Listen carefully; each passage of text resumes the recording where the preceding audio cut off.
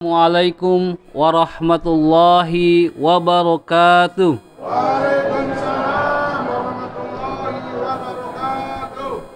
Bismillahirrahmanirrahim. Alhamdulillahi rabbil alamin. Hamdan syakirin hamdan na'imin.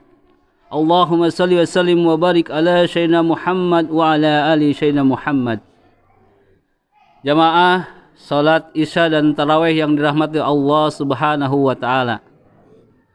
Segala puji hanya bagi Allah yang telah memberikan nikmat kepada kita semuanya, yang hingga pada akhir Ramadan ini kita masih diberikan kesempatan Allah Subhanahu wa taala untuk bisa berzikir, salat berjamaah serta amalan-amalan lainnya.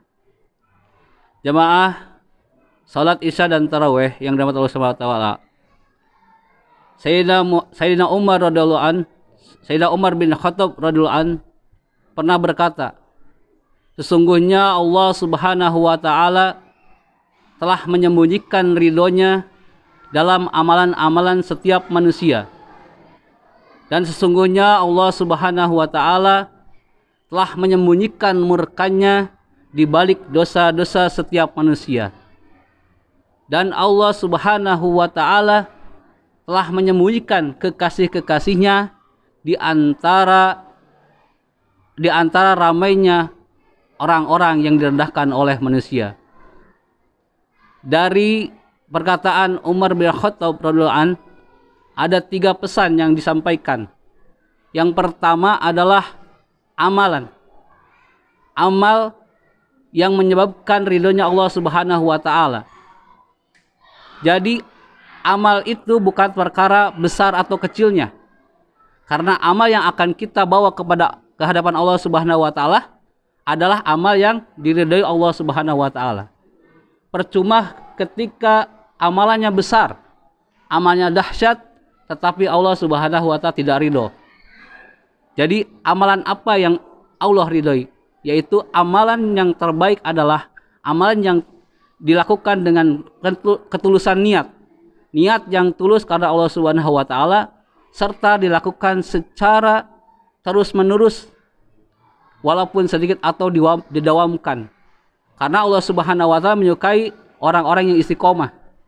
Jadi percuma amalan besar tetapi tidak diridhai Allah Subhanahu wa taala. Lebih baik amalan kecil tetapi terus-menerus dan dilakukan secara ikhlas. Sebagai nama Imam Abu Daud pernah menyeberang di Sungai Igris. Dalam perjalanan perahu di tengah-tengah, Imam Abu Daud mengatakan kepada nahkoda kapalnya, bisakah kita balik lagi ke tepian sungai? Kata tukang perahunya, kenapa?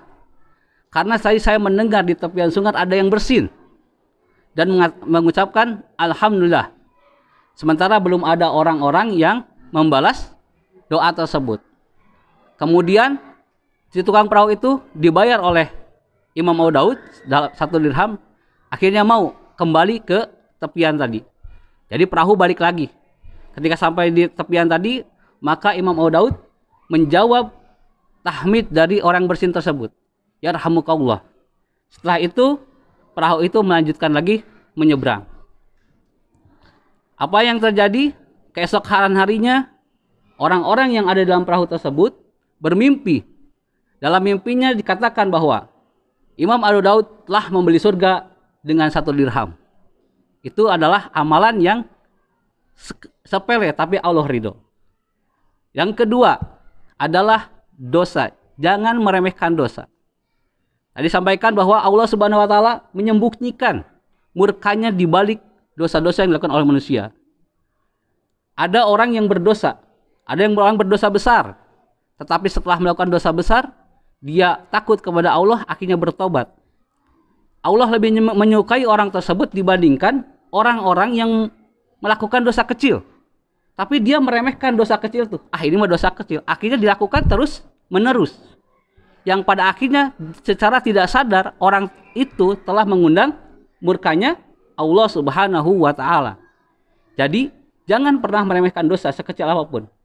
Karena apa? Karena dosa itu adalah sebuah pengkhianatan kita kepada Allah Subhanahu wa taala yang maha besar, yang zat yang maha suci dan besar. Dan yang ketiga dari perkataan Umar bin Khattab adalah jangan kita memandang rendah orang lain. Karena Allah Subhanahu wa taala tidak menyuruh kita melihat orang lain dari apanya? Bukan dari parasnya, bukan dari kekayaannya, bukan dari jabatannya, bukan dari kedudukannya. Tapi apa? Allah melihat dari takwanya. Masalahnya, takwa itu tidak Allah tempelkan di muka orang-orang. Bahwa orang ini bertakwa, orang ini kurang bertakwa. Tidak. Makanya kenapa kita tidak boleh merendahkan orang lain? Karena Allah Subhanahu wa taala melihat ketakwaan seseorang dan kita tidak bisa melihat ketakwaan seseorang. Kita tidak bisa melihat si A lebih takwa daripada kita, si B tidak lebih takwa daripada kita. Makanya Imam Nawawi menyimpulkan bahwa teruslah bertakwa dan bertawadulah. Artinya kita tidak tahu apakah kita lebih takwa dari orang yang kita pandang ataukah orang itu yang lebih takwa daripada kita. Makanya 3 pesan dari Umar bin Khattab. Yang pertama, jangan meremehkan amalan kecil. Walaupun kecil apapun, tapi dilakukan dengan niat yang ikhlas, terus menerus, continue, maka akan mendatangkan ridhonya Allah Subhanahu wa taala. Yang kedua, jangan meremehkan dosa. Karena dosa kecil yang dilakukan terus-menerus secara tidak sadar, maka akan mendatangkan murkanya Allah Subhanahu wa taala. Dan yang ketiga, jangan meremehkan atau memandang rendah orang lain. Karena kita tidak tahu apakah kita yang memandang rendah orang lain itu lebih bertakwa. Jangan-jangan orang yang kita pandang rendah itu lebih takwa daripada kita. Karena Allah Subhanahu wa taala nanti di akhirat nanti akan menilai bukan dari apa-apanya tapi dari takwanya. Mudah-mudahan ini menjadi pelajaran buat kita di akhir Ramadan ini menjadi orang-orang yang bertakwa.